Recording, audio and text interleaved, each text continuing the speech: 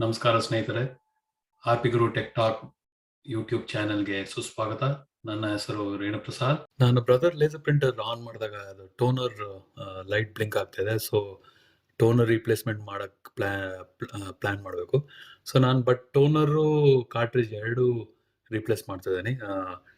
So ಈಗ first cartridge ನೋಡಿ, ಇದು ಕಾರ್ಟ್ರಿಜು. ಇದು ಇಬೇಲೆಲ್ಲ ಸಿಗುತ್ತೆ, ನಾನು ಬೇಕಾದ್ರೆ ಲಿಂಕ್ ಶೇರ್ ಮಾಡ್ತೀನಿ ಅದರದ್ದು. ಸೊ ಇಬೇಲ್ ಆದರೆ ಎಕ್ಸ್ಪೆನ್ಸಿವ್ ಇಲ್ಲ. ಆ್ಯಂಡ್ ದಿಸ್ ಇಸ್ ಇದು brother laser printer. First door open ಮಾಡಿ, ಬಟನ್ ಪ್ರೆಸ್ ಮಾಡಿ ಡೋರ್ ಓಪನ್ ಮಾಡಿ. ಹಳೇದು ಕಾರ್ಟ್ರಿಜು ಟೋನರ್ ಎರಡು ತೆಗಿಬಹುದು.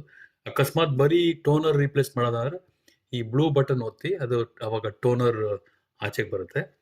ಬಟ್ ನನ್ನ ಕೇಸಲ್ಲಿ ಎರಡನ್ನೂ ರಿಪ್ಲೇಸ್ ಮಾಡ್ತಾ ಇದ್ದೀನಿ, ಟೋನರ್ ಕಾರ್ಟ್ರಿಜ್ ಎರಡು. ಸೊ ಹೊಸದ ಇದ್ರ ಇಟ್ಟಿದೆ ನೋಡಿ, ಇದು ಹಳೇದು. ಸೊ ಈಗ ಟೋನರ್ ಓಪನ್ ಮಾಡ್ತಾ ಇದ್ದೀನಿ. ಟೋನರ್ ತೆಗೆದ್ಬಿಟ್ಟು ಅದು ಕಾರ್ಟ್ರಿಜ್ ಒಳಗೆ ಪ್ಲೇಸ್ ಮಾಡಿದಾಗ ಅದು ಕ್ಲಿಕ್ ಆಗುತ್ತೆ, ನೀವು ಕರೆಕ್ಟಾಗಿ ಕೂರಿಸಿದಾಗ. ಸೊ ಆವಾಗ ಕಾರ್ಟ್ರಿಜ್ನ ಕರೆಕ್ಟಾಗಿ ಅದು ಟೋನರ್ ಕೂರಿಸ್ಬಿಟ್ಟು, ಈಗ ನೋಡಿ ಟೋನರ್ ಕಾರ್ಟ್ರಿಜ್ಗೆ ಹಾಕ್ತಾ ಇದ್ದೀನಿ. ಅದು ಕ್ಲೀನಾಗಿ ಕೂತಾಗ ಅದು ಕ್ಲಿಕ್ ಆಗುತ್ತೆ. ಕ್ಲಿಕ್ ಆಗಿದ ತಕ್ಷಣ ಅದು ರೆಡಿ ಈಗ. ಸೊ ನಾವು ಡೋರ್ ಆಗಲೇ ಓಪನ್ ಇದೆ, ಅದರೊಳಗಿಟ್ಟು ಡೋರ್ ಕ್ಲೋಸ್ ಮಾಡಿದ್ರೆ ಎಲ್ಲ ರೆಡಿ.